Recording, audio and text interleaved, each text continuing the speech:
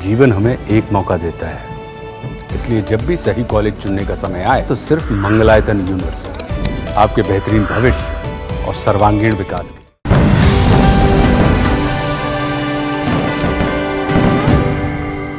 अमेरिकी राष्ट्रपति Donald Trump की ओर से भारत पर लगाए गए 50% टैरिफ की घोषणा के बीच केंद्र सरकार ने साफ किया कि अमेरिका के साथ चल रही व्यापार वार्ताओं में कुछ मुद्दे ऐसे हैं जिन पर कोई समझौता संभव नहीं है।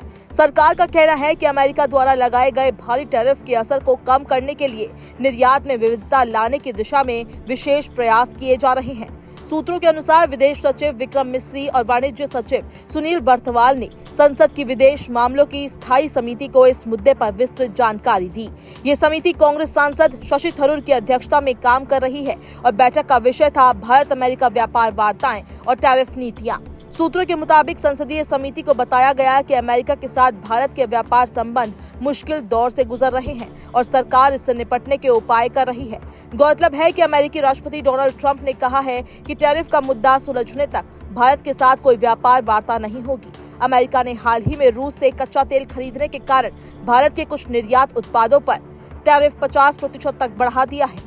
सूत्रों के मुताबिक ब्रीफिंग के दौरान विदेश सचिव ने यह भी संकेत दिया कि भारत पाकिस्तान के सेना प्रमुख आसिम मुनीर द्वारा नई दिल्ली को परमाणु हमले की धमकी देने के लिए अमेरिकी धरती के इस्तेमाल का मुद्दा अमेरिका के सामने आधिकारिक रूप से उठाएगा।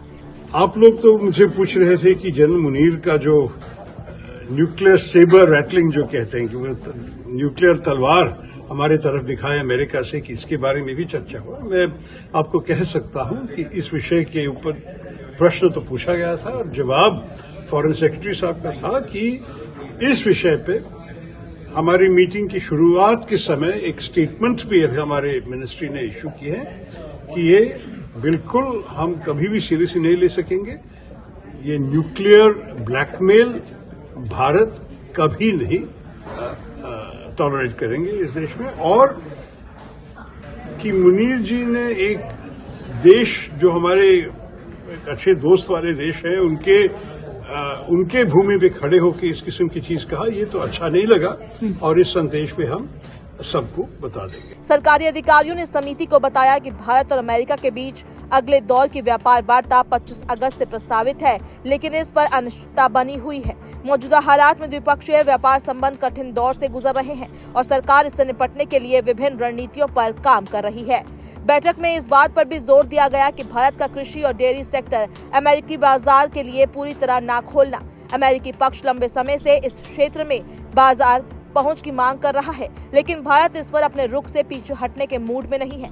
बता दें कि ट्रंप ने अमेरिका से आने वाले कई उत्पादों पर पहले 25% टैरिफ लगाया और फिर रूस के साथ व्यापार जारी रखने के कारण 25% अतिरिक्त शुल्क भी जोड़ दिया। इस तरह भारतीय उत्पादों पर कुल अमेरिकी टैरिफ 50% तक पहुँच गया।